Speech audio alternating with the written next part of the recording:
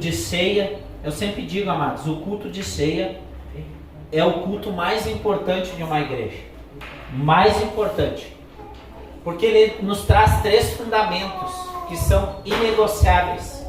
Primeiramente, nos lembrando da morte de Jesus na cruz do Calvário. Nós sempre temos que lembrar o que Jesus fez na cruz sobre nossas vidas. Sempre temos que nos lembrar da sua graça, o seu favor imerecido sobre nossas vidas. Segundo, nos faz examinar se eu estou na rota que Jesus realmente tem sobre minha vida, sobre minha casa, sobre minha família, e se eu estou andando no amor e no temor a Deus, e se eu estou andando em comunhão com a igreja de Jesus, no seu chamado coletivo. E isso, a ceia nos faz reposicionar nesse lugar. Terceiro ponto, nos faz lembrar que Ele voltará. Então, o que é ser membro de uma igreja? A gente diz muitas vezes o que é ser membro de uma igreja. Entenda uma coisa, 3 coisas fundamentais que te faz ser membro de uma congregação. A primeira delas é entender o que é a igreja de Jesus, a Assembleia dos Santos. Segundo ponto, é entender que você faz parte do chamado coletivo da igreja. Então não é somente participar do culto, mas é entender como que eu vou somar dentro da Assembleia dos Santos, segundo a vocação que Deus tem sobre minha vida, segundo os dons que Deus me deu, segundo as habilidades, tudo que o Senhor me deu para testemunhar sua glória. E isso vai te ensinar a se desenvolver dentro do chamado coletivo de Deus. Isso é importante, entenda, a missão de Deus foi dada para a sua igreja. Entenda isso, de forma coletiva. Claro, tudo que Deus faz na minha vida individualmente, sempre vai somar de forma coletiva. Se eu tenho um casamento que glorifica a Deus, isso vai testemunhar para a igreja e para o chamado coletivo de Deus. Se eu sou um bom trabalhador, isso vai chamar para mim ser um testemunho para a glória de Deus e vai chamar eu testemunhar a glória de Deus aonde eu congrego. Porque se você for ser um mau trabalhador aonde você trabalha, o que as pessoas vão dizer? Ih, lá vai aquele crente, o cara é um vagabundo trabalhando. Eles sempre vão apontar para onde? Ó, aquele cara vai aonde? Na igreja. É impossível nós dizermos que temos uma vida com Deus e não sermos conectados com a sua igreja. Ser membro de uma congregação também é fazer parte da vida financeira da congregação. Todos os nossos dízimos, nossas ofertas, primeiramente, eles vão ter uma prestação de conta. Cada um de vocês sabem que judicialmente, isso poucos vão dizer para vocês. Mas entenda, se você dizima numa igreja, se você faz parte de uma igreja, por lei, estou falando na lei do homem, você tem o direito de saber o que entra e o que é gasto dentro da congregação. Sabia disso? Você sabia disso? E não é errado, e não é ofensivo você perguntar ou você questionar. Ah, mas se o pastor achar errado é ofensivo. Amados, alguma coisa ele tem para esconder. Porque quem não deve, não teme. Ponto. Porque o dinheiro, ele não é do pastor. O dinheiro é da congregação. Entenda isso. É da congregação. Para movimentação missional da igreja. Isso é o princípio dos recursos que entram na congregação. Então, quando você é um membro, você faz parte da responsabilidade financeira da igreja. Por isso que a gente consegue ter tudo em dia, atender muitas vezes o necessitado, cada pessoa. Quando nós temos esse comprometimento, o que isso gera em nós? potencializar aquilo que Deus está fazendo em nós como igreja. Então, se você coloca a sua vida, a sua casa, o seu dom como disposição, isso potencializa a missão de Deus. Os nossos recursos unidos potencializam a missão de Deus. Porque há bênçãos quando há o quê? Unidade. É simples. São coisas simples que nos fazem entender o que é ser uma igreja. Amém? Porque, amados, ninguém aqui jamais vai estar livre de ser atendido, às vezes numa necessidade ou numa demanda. Ninguém aqui está livre. Então, quando nós somos unidos como igreja, nós conseguimos o quê? Potencializar isso. Um dos projetos que nós estamos conversando agora, por enquanto está em conversação, mas eu oro que esse projeto ele se torne uma realidade, que nós, os homens, conseguimos juntar força para o quê? Daqui um pouco nós, na casa daqueles que são membros, daqueles que são dizimistas ou de alguém que está precisando, a gente vai lá, consiga fazer uma pintura, uma reforma, uma ajuda daqui um pouquinho de alguém que não tem condição de fazer algo na sua casa. E isso é a unidade da igreja. Talvez aquilo que a pessoa demore para fazer, a unidade dos irmãos que estão aqui vão potencializar para aquilo que seja feito. E quando nós todos fizemos isso tudo glorifica a Deus. Glorifica a Ele. Você entende que na força da unidade, a bênção de Deus, isso glorifica a Deus? É isso que eu quero transmitir aqui o nosso papel como igreja. Porque hoje tem uma heresia que diz assim, eu sou a igreja, mas ninguém é igreja sozinho.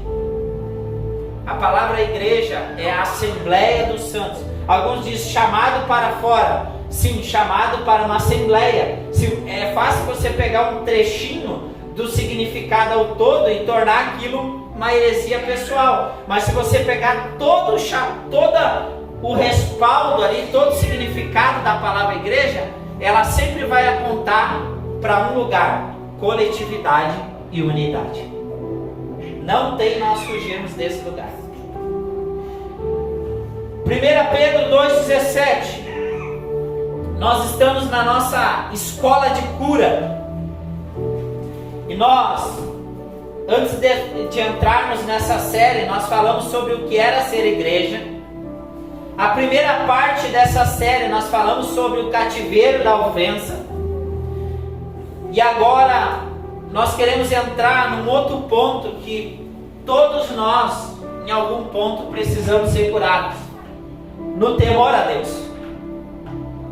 Porque realmente sermos cheios de temor a Deus é o que vai nos guardar de vivermos uma vida santa diante do Senhor. Leia comigo 1 Pedro 2,17. Tratai todas as pessoas com devida reverência. Amai os irmãos. Temei a Deus e honrai ao Rei. O que isso nos ensina? Nós precisamos entender que amor, temor e honra sempre vão andar juntos dentro de uma aliança. Eu tenho uma aliança com a minha esposa. Então, o amor, o temor e a honra sempre vai andar junto dentro dessa aliança.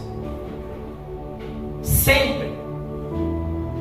São essas três coisas que vão conservando a aliança, o pacto que nós temos. Eu tenho uma aliança com Deus, um pacto com Ele. Então o meu amor a Ele, o meu temor a Ele, a minha honra a Ele, vai fazer com que essa aliança seja conservada na alegria, na tristeza, na saúde e na doença, na riqueza, na pobreza, nas piores pressões ou nos momentos de maior alegria e júbilo que eu posso passar. Porque não é somente nas pressões ou nas dificuldades que eu e você somos tentados a abandonar a Deus. Tem pessoas que muitas vezes Deus a prosperou, abençoou ela de forma abundante, mas quando ela foi honrada, abençoada, exaltada, lá naquele lugar, ela deixou o temor a Deus de lado e abandonou a sua aliança. Quantos homens, quantas mulheres foram, de certa forma, prósperos, abençoados, e lá no meio dessa bênção, abandonaram suas esposas, abandonaram seus esposos, que muitas vezes nas piores dificuldades, nos piores momentos, foram que auxiliaram eles a chegar naquele lugar que aquela pessoa chegou. O temor a Deus vai me conservar nesse lugar de não abandonar a aliança e meu pacto com Deus. O que é temor? Nós falamos sobre temor, mas nós precisamos entender o que é temor. A palavra temor no Antigo Testamento é yari. No Antigo Testamento tem como significado reverência, respeito, medo e terror.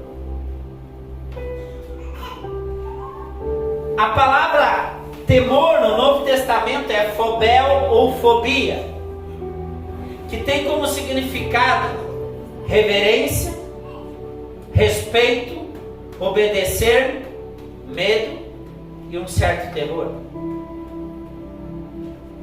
Temor, ele é um profundo respeito e reverência e amor ao seu Criador e ao seu Pai, o seu Salvador, o seu Senhor, aquele que deu a vida em resgate aos seus filhos.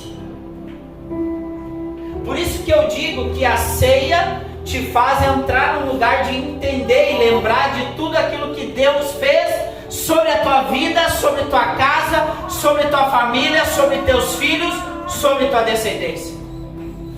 Ela te coloca nesse lugar de se examinar. E entenda uma coisa: por que nós ceiamos no mínimo uma vez por mês? Porque eu e você precisamos constantemente nos lembrarmos do que Jesus fez, nos examinarmos e lembrar que Ele voltará. Porque se eu perder essa expectativa e essa perspectiva, eu posso muitas vezes, de forma inconsciente ou consciente, devagarzinho sair da rota, muitas vezes até sem perceber que estou saindo. Temor a Deus é um profundo respeito e reverência a tudo aquilo que Deus ama e que Deus reverencia. Então, ser tomado de temor a Deus é amar o que Deus ama, mas também odiar o que Deus odeia. Eu gosto sempre de lembrar. Eu vi muitas vezes ao decorrer do tempo muitos líderes condenando muitos pastores, muitas pessoas, muitas vezes antigas, às vezes pelo excesso de temor a Deus.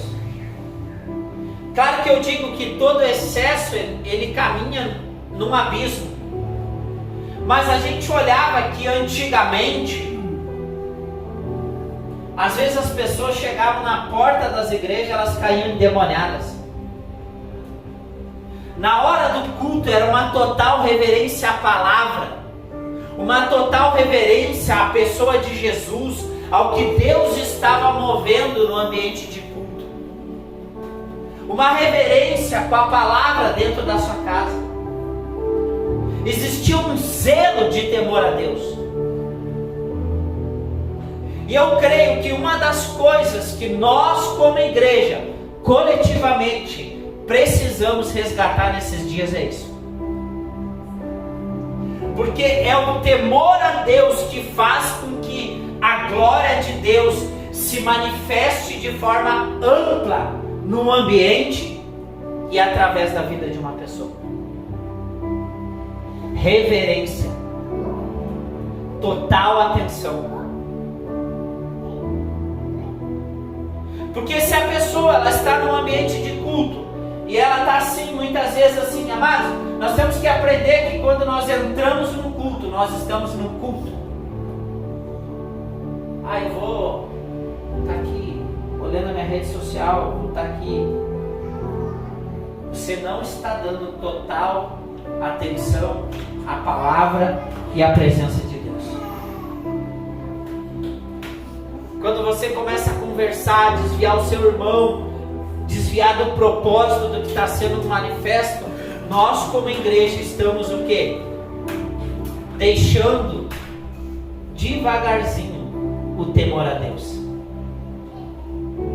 Tu já sentou com uma pessoa que você tem uma expectativa de conversar com ela, de ter um diálogo com ela, daí você está conversando com ela, mas ela não está com olhar atentamente aquilo que você está falando? Isso não é frustrante?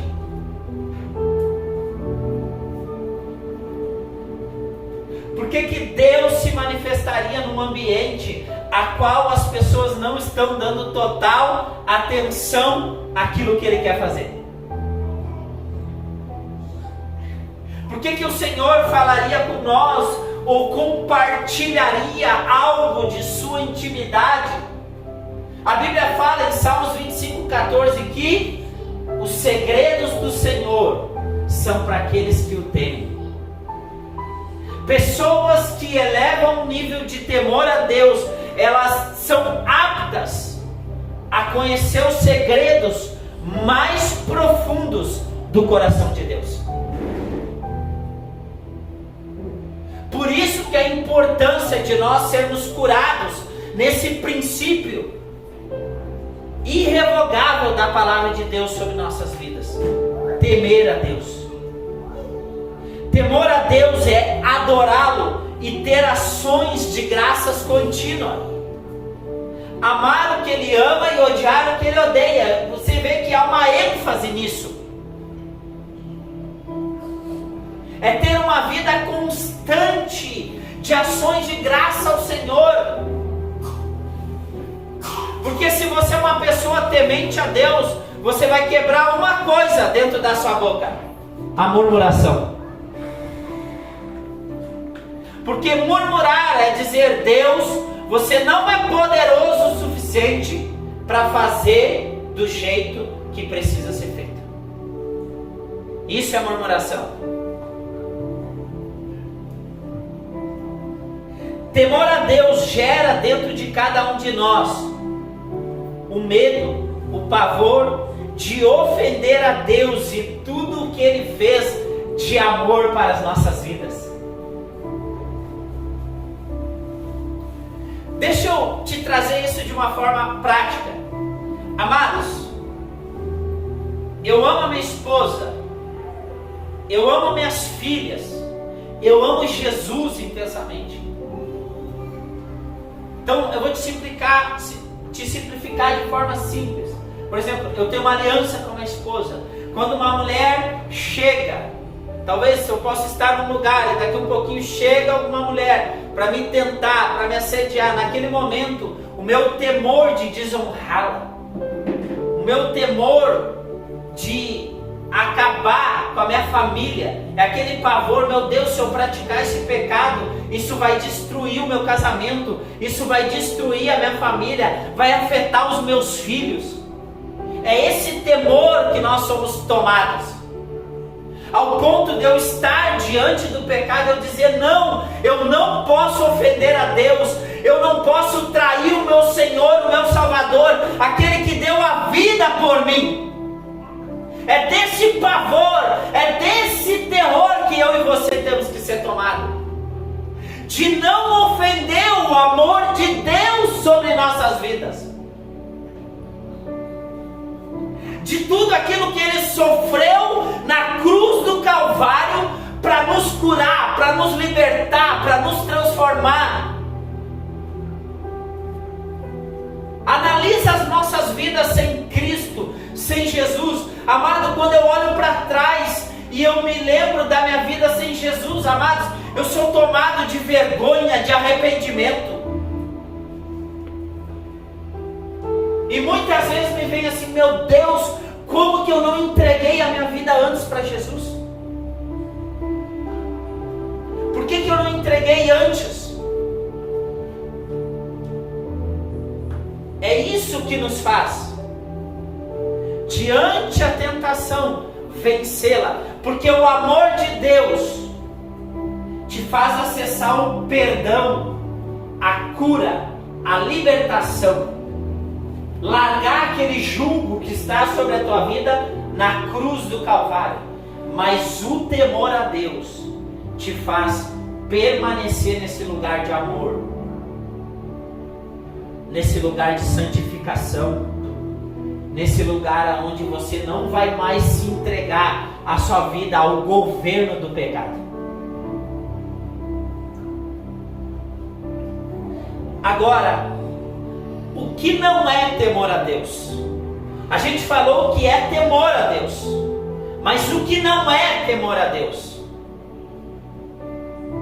O que não é temor a Deus é não ter medo e pavor de Deus, porque Ele deseja ter intimidade com seus filhos.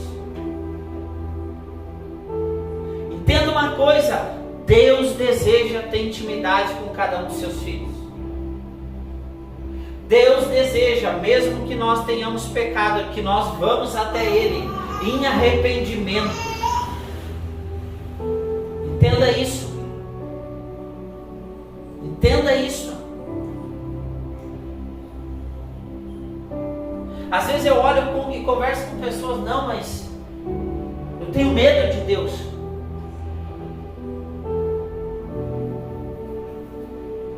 Aliás, o nosso medo, o nosso terror tem que ser de estar afastado da presença de Deus.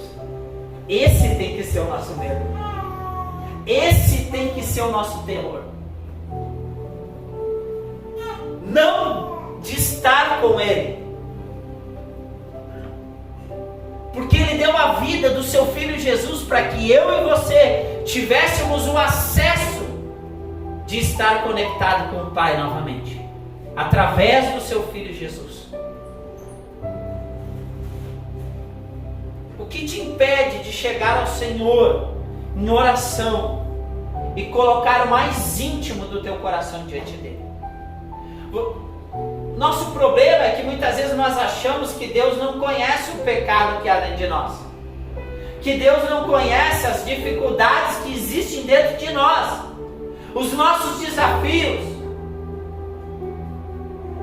Muitas vezes as pessoas acham que Deus não conhece as nossas necessidades, as nossas fragilidades, o que nossa carne inclina para o pecado.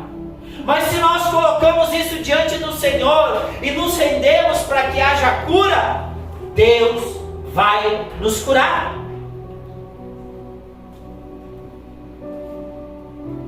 Tu acha que muitas vezes em oração, às vezes magoado ou ressentido com alguma pessoa, eu não cheguei diante do Senhor e disse: Senhor, eu literalmente estou louco para dar uma camaçada de pau nesse fulano, mas eu sei que eu não posso, isso é pecado, mas Senhor, me ajuda no meu coração, me ajuda a vencer disso, me ajuda a vencer essa dificuldade.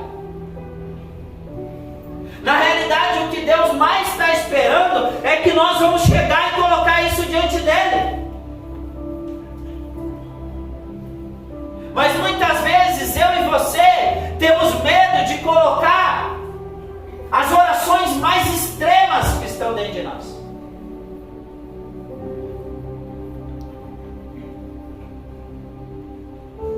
Entenda isso.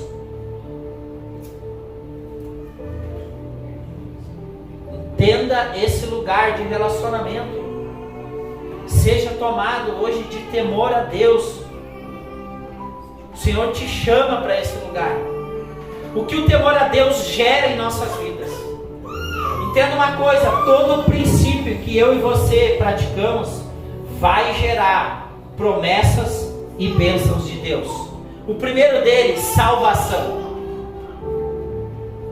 Toda pessoa que está no caminho da salvação, ela é tomada pelo Espírito de Deus. Ela começa a trilhar o caminho da salvação, porque o temor a Deus nos leva ao quê? Ao arrependimento dos nossos pecados e o acesso à salvação eterna através de Jesus, e não viver mais governado pelo pecado. Entenda isso. Ele já te coloca no caminho chamado Jesus. Porque a pessoa que tem temor a Deus, ela começa a se arrepender dos seus pecados e trilhar o caminho da salvação. Então você começa o processo não somente da salvação eterna, mas a salvação de diversas áreas da sua vida, aonde o pecado está muitas vezes governando. Segunda promessa, sabedoria. Provérbios 9:10 diz: o temor do Senhor. O temor é o princípio da sabedoria, e o conhecimento do santo, a prudência. A pessoa que tem temor a Deus, ela começa a ser revestida da sabedoria do alto, como o Tiago fala. A sabedoria que habita a prudência, a humildade. Entenda isso. Não confunda uma pessoa cheia de conhecimento teórico com uma pessoa sábia. Não confunda. Porque sabedoria é colocar de forma prática todo conhecimento. O que é conhecimento? Ter ciência de fato. Já falei isso aqui várias vezes. A sabedoria te faz colocar todo o entendimento. O que é entendimento? Você conheceu algo, aquilo desceu para o teu coração do agora eu entendi como tem que ser feito. Aí a partir daí que você começa a colocar em prática. Isso é sabedoria. Ela traz a praticidade sobre a tua vida. E é evidente uma pessoa que tem sabedoria. Então a sabedoria, o temor a Deus é o princípio. O que é o princípio? É a chave que abre aquela virtude sobre a tua vida. Então é impossível você não ser cheio de temor e não ser cheio de sabedoria. Entenda isso. Me mostre um cristão que não teme a Deus, que eu te mostro um homem que não tem sabedoria. Guarda essa frase. Eu ouvi ela na internet e achei tremenda. Mostre um homem que não teme a Deus, que você verá um homem que não tem sabedoria.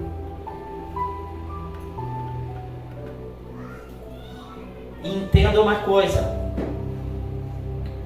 Eu ainda quero ministrar aqui só sobre sabedoria, porque esse é um assunto muito profundo. A sabedoria te leva a ter vida, longevidade, riquezas, honra, paz, conselho, conhecimento e reverência a Deus. E tudo aquilo que Ele ama, e se posicionar tudo a quanto Ele te odeia. Entenda uma coisa. A sabedoria, ela te exalta e te honra. O que as pessoas dizem? Busque honra, busque poder, busque dinheiro. Isso é o mundo. O que a Bíblia diz? Busque a sabedoria, porque ela te honra, ela te exalta e ela te enriquece. É a sabedoria de Deus. Porque a sabedoria de Deus vai te tornar um homem inteligente. A Bíblia diz em Provérbios que o homem inteligente trabalhará para os reis e não para a plebe. O que é isso? A mão inteligente vai trabalhar para quem tem condições de pagar o que aquele trabalho merece ser pagado. Entenda isso. Então assim, às vezes a gente reclama da nossa vida financeira, mas a gente muitas vezes não para para analisar se nós estamos sendo sábios financeiramente. Entenda isso. Porque para tudo existem princípios, conhecimento, entendimento e sabedoria. Entenda isso. Para tudo em nossa vida. Para o casamento, para criar os nossos filhos, para administrar nossas finanças, para trabalhar, para tudo. Então, se alguma área eu não estou conseguindo andar em prosperidade, entenda, prosperidade não é ser extremamente rico, mas é não ter falta de nada. Se naquela área, em algum momento, eu também tenho que me colocar num lugar de entender se eu entrei naquele problema por erro meu. Até o Bruno estava falando essa semana sobre problema e processos. Processos é o que Deus me permite passar. Agora, problema foi algo que eu errei e me coloquei naquela situação. Então isso não tem nada a ver com o processo.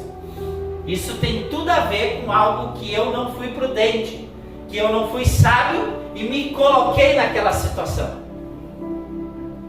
Entenda isso. Porque tem gente que se enfia em problema dele e diz: meu Deus, Deus está me colocando à prova.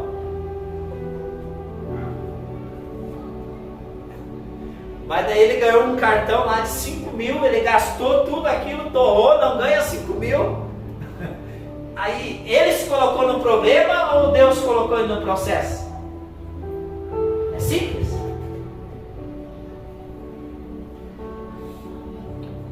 E quem não pecou assim, atira a primeira pedra.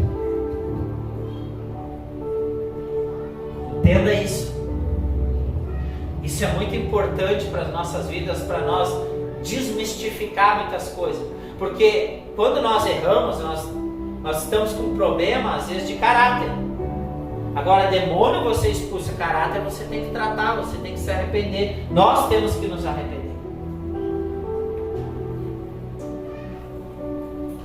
Terceira promessa que o temor a Deus gera em nossa vida: conhecimento. Provérbios 1,7 diz: o temor do Senhor é o princípio, de novo, do conhecimento, mas os insensatos desprezam a sabedoria e a disciplina. Quando eu não ando no temor ao Senhor, eu estou sendo o quê? Insensato. Eu desprezo a sabedoria de Deus e a sua disciplina. A Bíblia diz em Hebreus que Deus exorta e corrige, disciplina a todos quanto ama. Aqueles que o amam aceitam a sua repreensão, mas aqueles que a desprezam são considerados como filhos bastardos, a qual não tem direito à herança. Qual é a maior herança de Deus? A sua presença. A herança de Deus para as nossas vidas, a maior herança de Deus é estarmos constantemente e eternamente na sua presença. Essa é a nossa maior herança. A gente acha que muitas vezes é a oportunidade de viajar, de manifestar o ministério, de ter um bom emprego, uma boa casa, filhos, uma família abençoada. Tudo isso faz parte das bênçãos de Deus.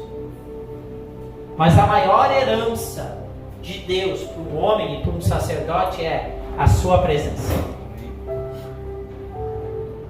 Provérbios 2,5 vai dizer: então compreenderás o que significa o temor do Senhor e achará o conhecimento de Deus.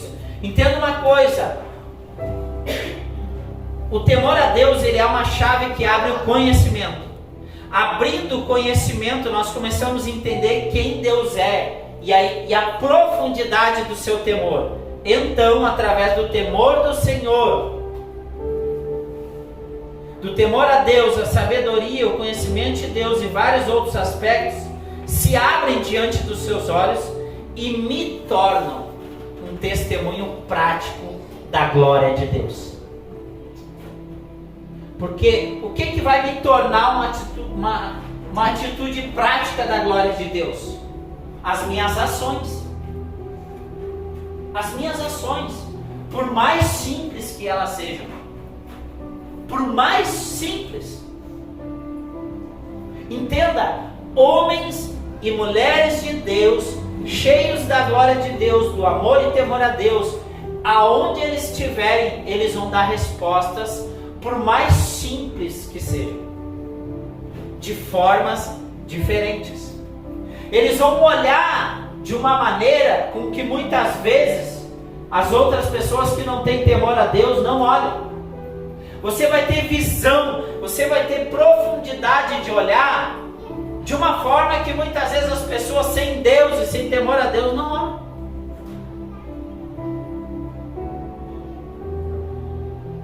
Às vezes eu olho as pessoas antigas assim, que muitas vezes elas até nem iam na igreja, mas se tu vai fazer uma oração e ela está de boné, ela chega a tirar aquele boné. Não, vamos parar aqui, vamos ouvir isso.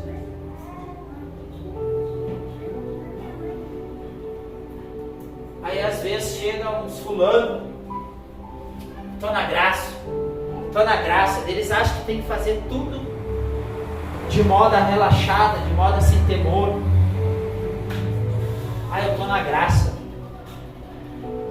Nós temos que ter o cuidado de não tornar a graça de Deus uma desgraça para as nossas vidas.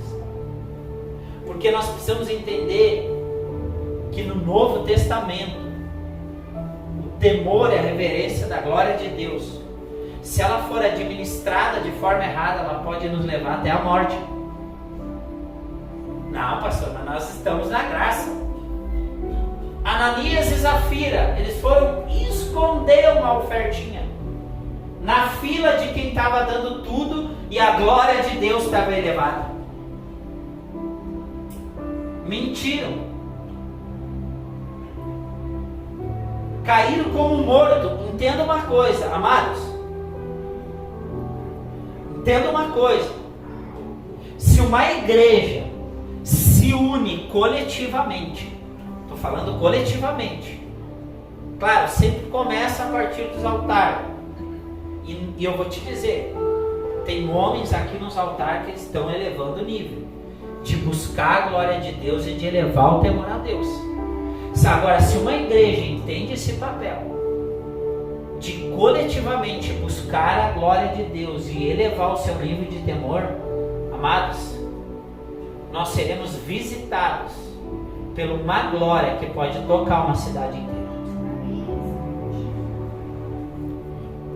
Se nós tivermos, e é isso que eu quero te encorajar, unânimes, a sermos cheios de amor pela busca a Deus, mas cheios de temor pela reverência dEle, sermos firmes como igreja, como chamado coletivo, em jejum, oração, em unidade, aonde nós somos uma resposta na busca coletiva da Assembleia dos Santos Amados, nós vamos ter uma visitação sobrenatural do Senhor.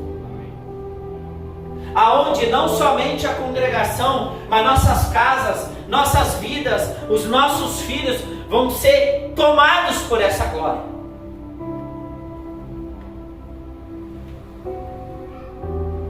E quando nós somos tomados por essa glória, aquilo que muitas vezes nós estamos 10, 15, 20 anos tentando fazer, Deus faz.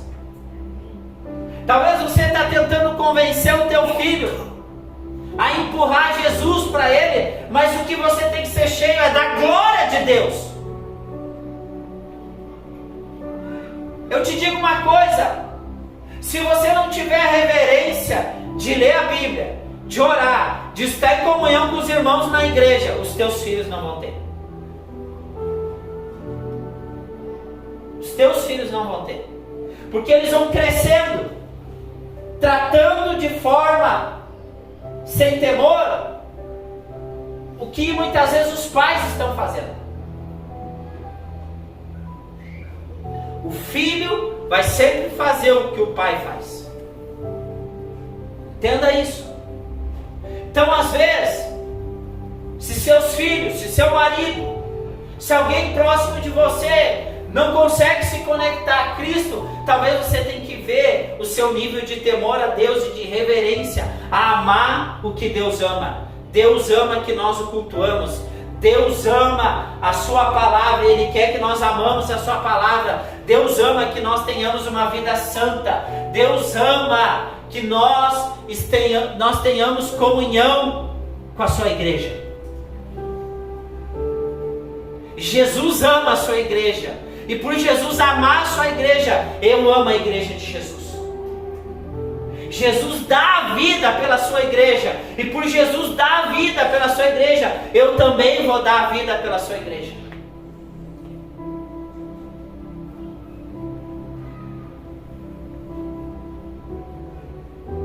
E é isso que está se perdendo.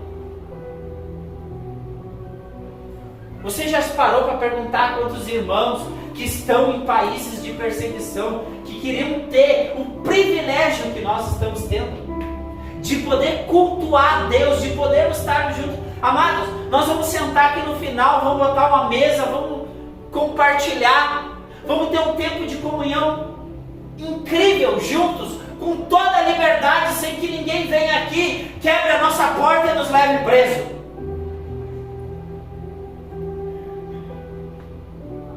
Quantos queriam ter esse privilégio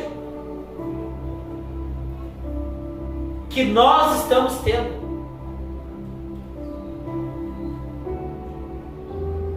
Quantos queriam ter, amados, isso? Quantos queriam ter uma Bíblia para poder ler, mas não pode ter, porque se forem pegos, serão martirizados, presos, torturados, espancados? Quantos de nós, muitas vezes eu olho as pessoas hoje desprezando a igreja de Jesus, mas às vezes as pessoas não param para entender o caminho da igreja até aqui. Sim, nós temos que desprezar o que Deus odeia, o pecado, os lobos, os mercenários, os falsos pastores, falsos profetas, falsos irmãos em Cristo que se dizem cristãos, mas são uma vergonha para o Evangelho. Isso nós não negociamos. Mas nós jamais devemos perder a esperança, porque Jesus virá buscar a sua igreja. Na nossa série de igreja eu falei que a igreja não é essas quatro paredes. Isso nos dá um conforto melhor de nos reunirmos, de nos administrarmos para potencializar para fora dela o testemunho de Cristo. Mas a igreja é a nossa unidade, e onde cada um de nós assume a responsabilidade de ser um testemunho da missão de Deus na terra, tanto individualmente quanto coletivamente. E tudo que nós vamos somando, um a um, vai multiplicando. Você era um, solteiro. Você casou, virou um com a sua esposa. Vocês casaram, tiveram filhos, multiplicaram. Os seus filhos vão ter netos. Os seus netos vão ter filhos. E assim vão multiplicando na terra. Só que o desejo de Deus que tanto você, quanto os teus filhos, quanto os teus netos, caminhe e persevere no temor ao Senhor. Se você quebrar o ciclo de amor e temor a Deus, a geração futura ou ela vai ter que resgatar, ou ela vai penar por causa daquele pecado. Entenda isso. Quarta promessa: o temor a Deus, ele destrava em nossa vida santidade. 2 Coríntios 7:1, amados, visto que temos essa promessa, purifiquemo-nos de tudo que possa contaminar o corpo e por conseguinte a alma, aperfeiçoando, olha só, a santidade no temor a Deus. Pessoas que têm temor a Deus, elas se aperfeiçoam na santidade. O que é santidade? É a separação do pecado e do padrão pecaminoso que o mundo nos apresenta diariamente. Isso é santidade. E sem santidade, como diz a Bíblia, Hebreus 12:14 diz: esforçai-vos para viver em paz com todas as pessoas e em santificação, sem a qual ninguém verá a Deus. O temor a Deus produz santificação. A santificação te produz ver a Deus. Mas para isso nós temos que nos esforçar também.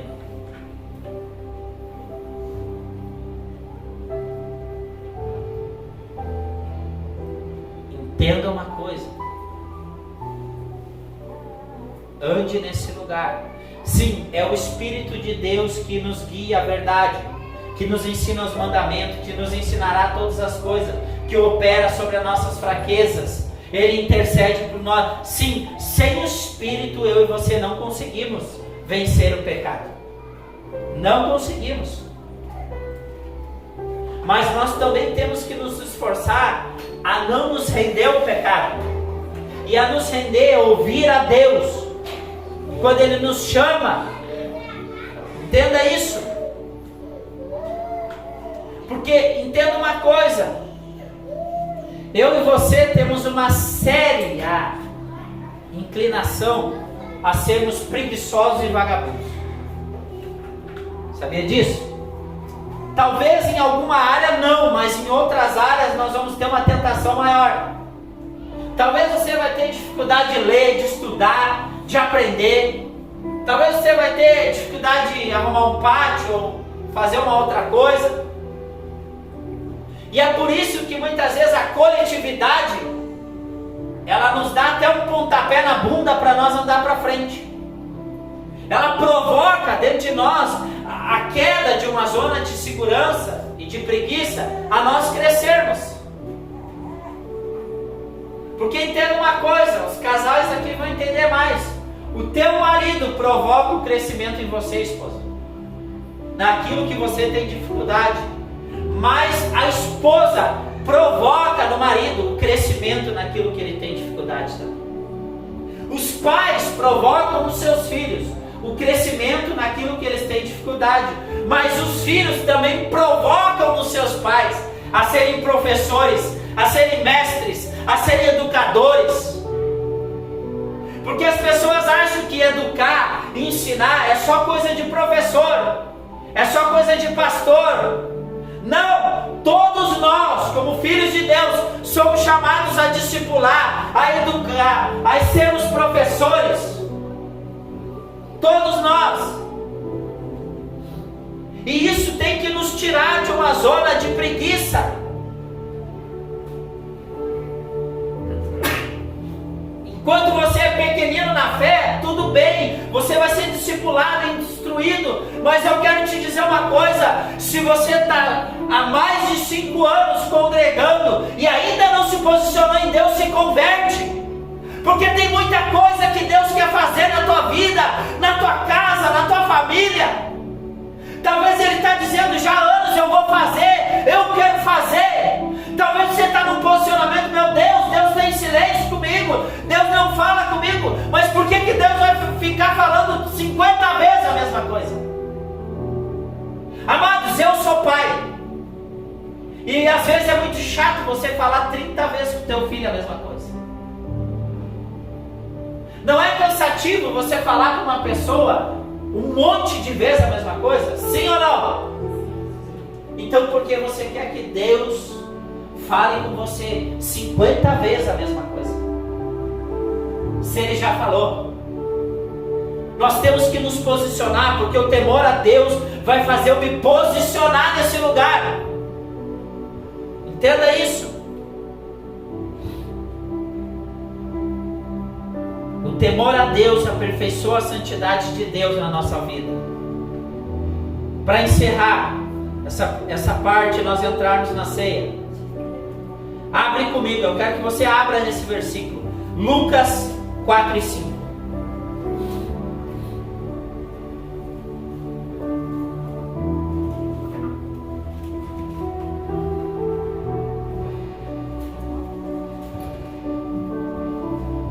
Lucas 4 e 5.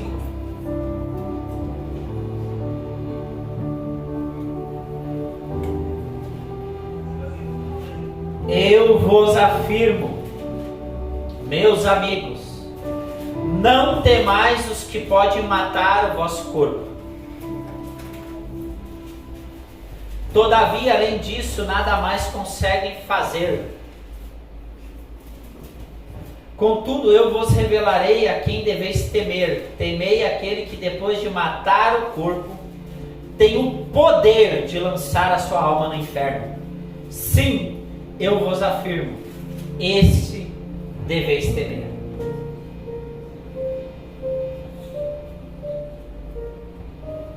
Se você temer e amar a Deus, não importa a tempestade, o furacão, isso não abalará a sua vida. Você não se entregará ao pecado por causa do seu amor e do seu temor a Deus.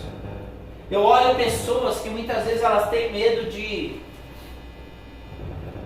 Entenda uma coisa, o temor a Deus na minha vida tem que estar acima do que eu propriamente temer a minha esposa, temer meus filhos, temer o meu patrão, temer um presidente que quer me perseguir, temer alguém que quer nos matar. Tem que estar acima de tudo isso. Porque é esse temor a Deus que quando você estiver num lugar lá e você for tentado assim, ei, nega Jesus. Entenda uma coisa, ninguém se torna um mártir do dia para a noite. Todo cristão tem que ter uma mentalidade de martírio. Agora, quando que um cristão desenvolve uma mentalidade de martírio? Quando ele está de frente do pecado, ele diz, eu não me entregarei ao pecado.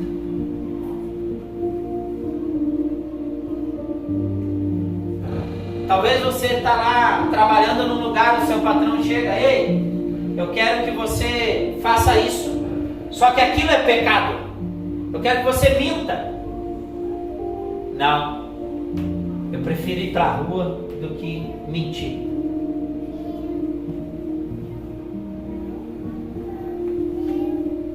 Entenda uma coisa, se você honra a Deus, Deus te honra.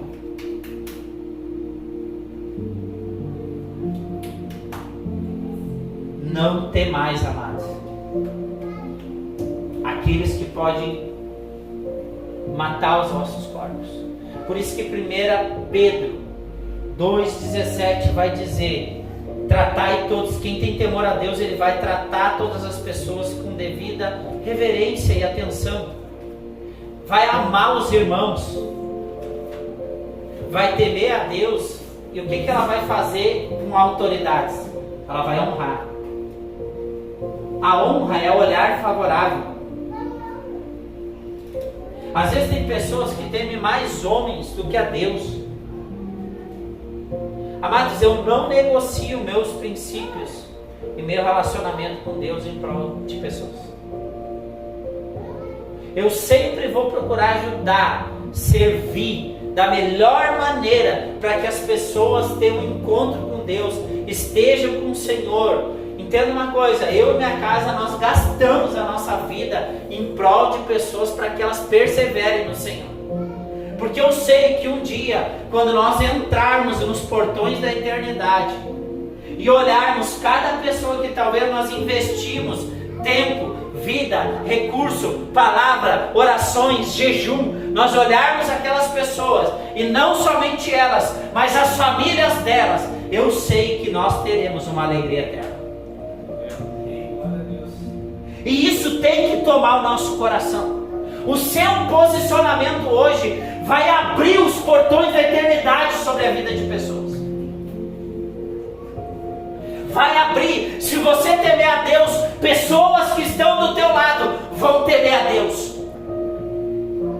Aonde você muitas vezes vai chegar no ambiente, se a pessoa está falando bagacerice, frescura, a tua própria presença naquele ambiente vai começar a tomar o ambiente. Vamos parar porque fulano chegou. Ele é um homem de Deus. É isso que um homem e uma mulher cheia de temor faz. É isso. Às vezes parece que quando aquela pessoa ela abre a boca, ela toma o coração dos seus ouvintes de autoridade. Você nunca conversou com uma pessoa? Eu já conversei com pessoas assim que eu sei que elas eram tomadas de amor e temor a Deus. Amados, parece que quando elas falam assim, aquele temor ela toma o nosso coração. Aquela palavra parece que faz tremer as pernas. Não é pela pessoa, é pela presença, é pela glória de Deus. E é esse lugar que nós como igreja devemos tomar. É esse lugar que Deus quer curar a tua vida, a tua casa, a tua família. Então, antes de nós ceiarmos aqui essa noite, sentado aí no seu lugar mesmo, eu gostaria que você fechasse os seus olhos e começasse a entrar numa profunda reflexão, amados. Talvez hoje você está perdendo. Você talvez está se sentindo inclinado a mentir, a não ter mais uma vida de oração, de meditação, de conversar com o Espírito Santo todos os dias.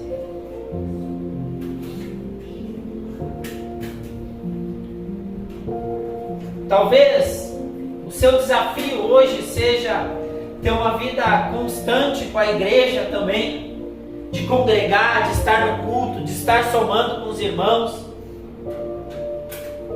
Talvez o seu desafio de não temer a Deus seja de não administrar bem todos os recursos, todos os dons que Deus já está colocando nas tuas mãos. Talvez você vai encontrar uma ausência de temor a Deus dentro do seu casamento, na forma como você cuida a sua esposa, na forma como a esposa cuida do seu marido. Talvez seja com os teus filhos.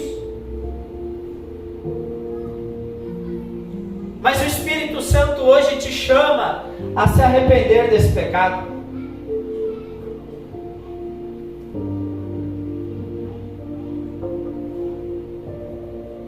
O Espírito Santo te chama hoje para que seu coração seja tomado do temor a Deus de novo. Aquele temor que enchia o teu coração junto com o amor. Aonde facilmente você buscava a glória de Deus de uma forma tremenda. Aonde ir ao culto era uma alegria gigantesca. Talvez algumas coisas até aqui, como nós falamos no momento anterior, ofenderam o teu coração.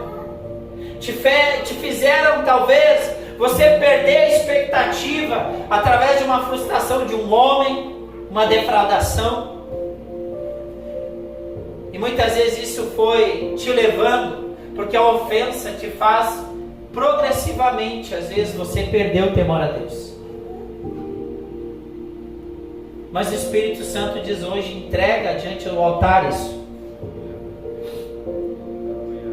Está me vindo aqui, está me vindo muito forte aqui sobre assim, liberar uma palavra dizendo assim, se alguém quer confessar um pecado essa noite, publicamente, o Senhor está dizendo assim, não tenha vergonha, não tenha medo.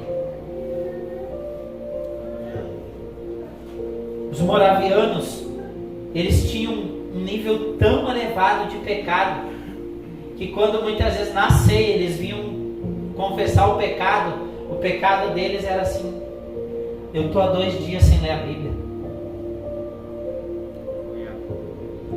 E nós muitas vezes cometemos pecados maiores e não chegamos diante do Senhor pedindo perdão.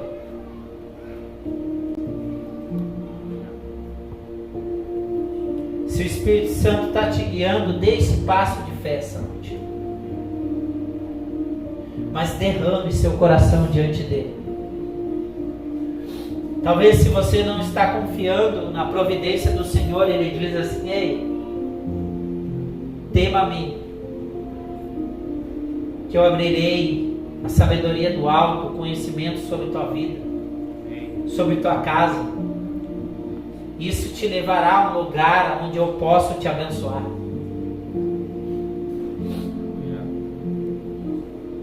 Talvez, se você não está vendo a salvação se expandindo através da tua vida, tocando outras pessoas, talvez você já está deixando o temor a Deus de lado faz tempo.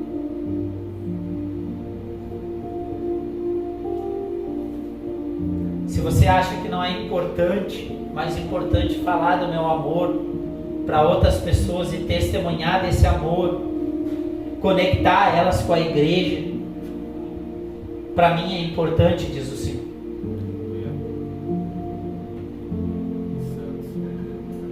Lembra o dom que eu te dei, diz o Senhor. Eu te dei dons. Sabe quando nós enterramos os dons, as habilidades do que Deus nos dá? Quando nós perdemos o temor a Ele. Aí nós começamos a enterrar esses dons. O que aquele homem que tinha um talento, Senhor, eu não usei ele porque eu te temia, eu tinha medo de ti. Entenda uma coisa, esse medo muitas vezes te impede de multiplicar e usar o dom que Deus já liberou sobre a tua vida, que está enterrado.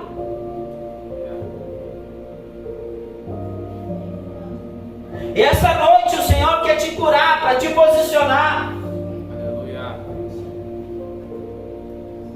Essa noite o Senhor quer alinhar tua casa, tua família, o teu coração. Glória a Deus. Talvez você está tão preocupado com aquilo que somente você está fazendo para ti, correndo desesperadamente atrás de dinheiro, atrás de soluções. Entenda uma coisa, coloque esse esforço em buscar a Deus e o seu reino e a sua justiça. Glória a Deus. E as coisas que você precisa, elas vão ser acrescentadas de acordo com a necessidade que você precisa.